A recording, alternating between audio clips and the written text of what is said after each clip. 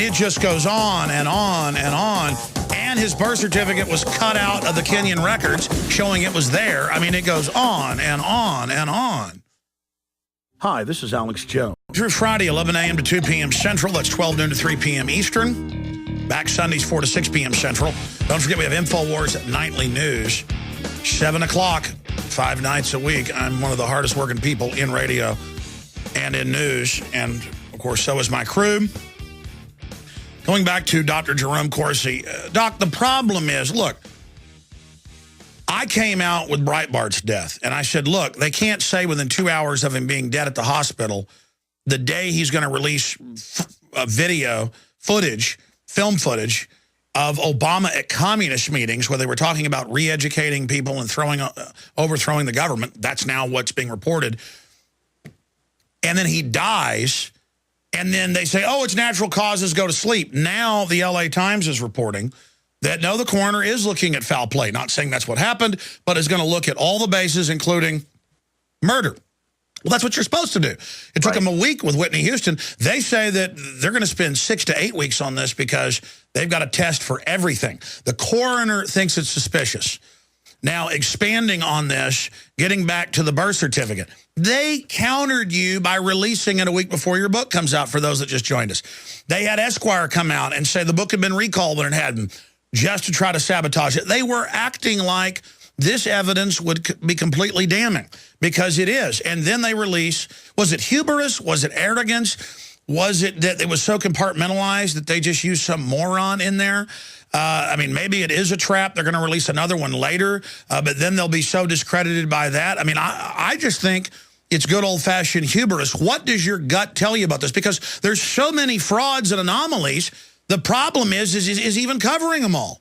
Hubris, I agree with you, Alex. I think it's also a calculation that the mainstream media will pander to Obama and call anybody who dares criticize Obama racist, scare everybody off, and then there'll be no real investigation. And meanwhile, Obama sits in the White House and laughs at everybody. Look, we're also going to have the Arpaio investigations just beginning. It's going to have a whole series of revelations.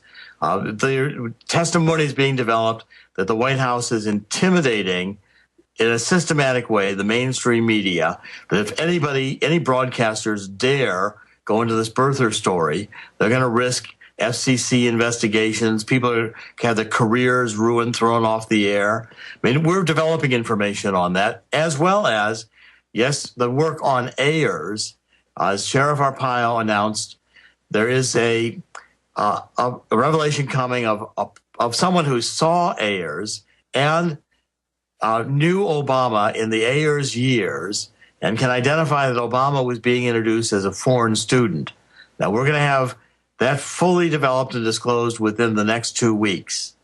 Let me stop you. The fact that, like no other president, as you've documented, they've done everything they can to hide his providence, to block it. We were conspiracy theorists 4 years ago to point out this Barry Soetoro name. Now they float it in the media. Oh, he was known as Barry Soetoro. He did change his name. He did get Indonesian citizenship. Well, you can only do that if you dropped your U.S. The fact is, this guy has got more identities than a CIA agent. And, of course, that's the other issue. People say secret Muslim, all this.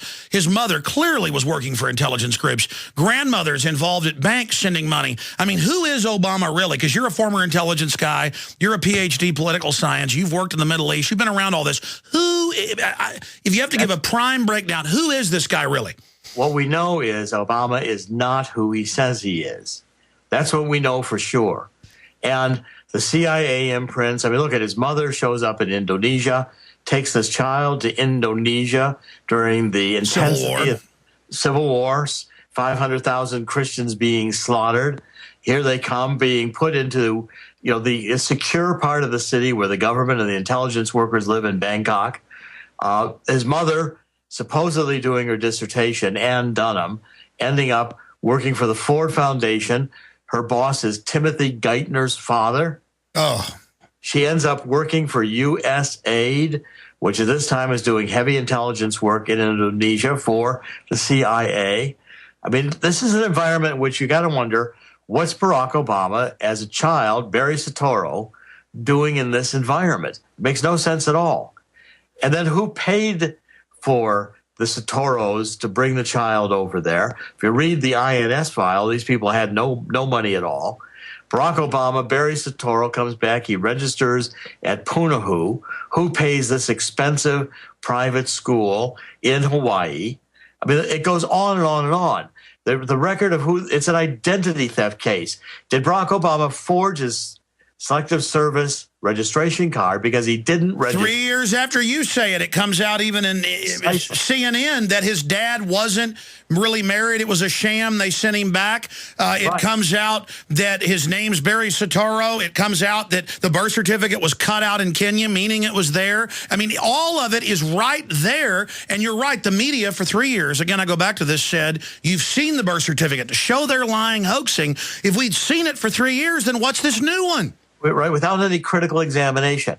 This is a political mainstream media. I mean, you can take what, the Washington Post, the New York Times says, and you might as well read it as the old Pravda under the Soviet Union. It's government propaganda. It's not news. It's censored.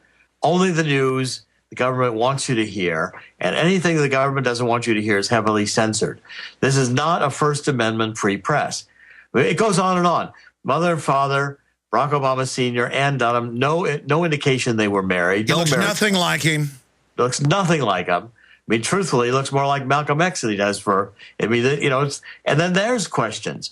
Who, in fact, whose child is it really? Because the INS says that if this is back in 1961, that if Ann Dunham were to apply for Barack Obama Sr., the father, to stay in the U.S. because he's married to a U.S. citizen, Ann Dunham, as a U.S. citizen child, the INS doesn't believe it, and they're going to contest it. They don't think they're married, and they don't think this baby is Barack Obama Sr.'s child. So whose child is it? I mean, these are unanswered questions. President of the United States, if he applied for a job in Sheriff Arpaio's office, he couldn't have been hired to do the janitor work. No, that they admitted years ago he couldn't forget his security clearance, he couldn't get a job anywhere. He doesn't have we take his social security number and you put it through E-Verify, it doesn't verify. It's issued, and there's going to be information on this coming out. It just wasn't ready in the press conference. Don't assume that what Sheriff Arpaio presented was all there is. That's the tip of the iceberg. They're very deep and important revelations that are being worked on, and they're going to systematically come out in the next few weeks. You better watch out. You told us Friday that Arpaio and his people have warned you and others, it's time to talk about security here with the Breitbart situation and all of it. I mean, the Breitbart situation is also mysterious to me. We think now it was one of his staff. It was, I'll get the name here in a minute, of one of the Anita Moncrief, who made the call with one of the Tea Party people. And we thought it was Breitbart himself on the line. I handed the phone to the sheriff. The gentleman on the line is talking about Breitbart. It may have been Anita Moncrief trying to get us in touch with Breitbart, and we maybe never actually even connected. All right, we'll be right back. I want to shift gears into Iran. I want to get into the economy and more with Dr. Jerome Corsi. Straight ahead, we'll be right back. I'm Alex Jones. Thanks for spending time with us this Sunday on these important issues. No, we're going to have to ask God for help and take action ourselves. Now, on the subject of Iran, I don't like the things the mullahs do. I'm not saying Iran's some great country, but its people are good folks, just like Americans, just like Russians, just like Mexicans, Chinese, Brazilians, Australians. We're all just humans. We all have children. We all want to live and have a better future. And I don't like the fact that British intelligence and Kermit Roosevelt helped overthrow Iran when Mohammad Mossadegh was pro-West, but he wanted sovereignty. And I don't like the fact that they did the whole Iran-Contra thing with the mullahs, all of it. But it's not like you're either with Iran or you're with America. You've got these globalist interests that when we attack Iran are going to use that attack to take our liberties here at home. They've admitted it. And then Iran has said they're going to strike back. So they won't have to stage any false flags. They're going to have some real events, and then it's going to be used as a power grab. And I'm sick of it. I want my Bill of Rights and Constitution. Obama's got the NDAA. He's launching wars. He's putting al-Qaeda in charge of Libya, using them against Syria. I don't like Assad. The point is they're putting stuff worse in Egypt. Now, I understand that Iran wants to be the big power. I got the fact that Israel feels threatened by that. I know Israel gets attacked by Hezbollah, that's Iranian-run. I know Iran's had its low-intensity war against Israel, so Israel's got their war inside there. It's going on both ways. But Dr. Corsi, I know you're supportive of Israel. I'm not an enemy of Israel. I'm like Ron Paul. I just want to stay out of this and be left alone. Well, I think, Alex, our positions are getting closer together. I mean, I'm maintaining that Barack Obama is intentionally taking every step necessary to cause a war to happen in the Middle East. Exactly, while acting like he's against it. Okay, break down what's happening then. Give us the large picture for people that don't understand all the factors together. Let's even start with this Arab Spring, which, the White House, proclaimed was this great burst of democracy in the Middle East. It wasn't. It's the Muslim Brotherhood systematically taking over and clamping down with Islamic regimes that will develop over the next year or two. You see it happening in Egypt right now. Egypt got with Mubarak gone. Egypt is now moving closer to Iran. They're going to throw out, kill Christians. As a United States citizen, if you haven't seen the pyramids already, forget about it. Don't dare go to Egypt. You threaten your life. Go back to June 2009. We have the Green Movement in the streets of Tehran. We have had Mousavi, who lost a fraudulent election to Ahmadinejad, and President Obama, instead of picking up the phone and saying, I support the Green Movement, sat in the White House and sat on his hands intentionally, knowing that the Iranian regime would crush the Green Movement. That was the greatest chance, and Alex, you and I will both agree, the greatest chance for freedom in Iran is if the people of Iran get rid of this regime and put in their own democratic regime, which the Iranian people, the Persians around the world, would support with great enthusiasm. Obama blocked it intentionally because he did not want any force for positive change or freedom or peace moving into the Middle East. He preferred the mullahs. He supported the mullahs by his silence. Now he's got the building up. So he's going to go after Assad. Well, everybody says, oh, isn't that great? He's going after an enemy of Iran. Wait a minute. Who are these rebels? These rebels are the Muslim Brotherhood. All that Obama's doing is trading, a friend of Iran with the Muslim Brotherhood to run Syria. It'll still be radical. It'll still support Hezbollah in Lebanon. But they're going to kill the Christians and Jews that have lived peacefully in Syria. They've said they are. And, I mean, this isn't even on the news. This isn't even on the news. And, I mean, my whole point is that they're trying to sow total discord and anarchy and craziness in the Middle East. And what's that going to do to gas prices? Well, I mean, okay, so we're going to have a war. I mean, the war has already started, I think, in a covert war. Now we have a war. The war is going to at least involve an attempt to shut down the Straits of Hormuz, through which about 40% of the world's oil supply goes through every day. Already going up.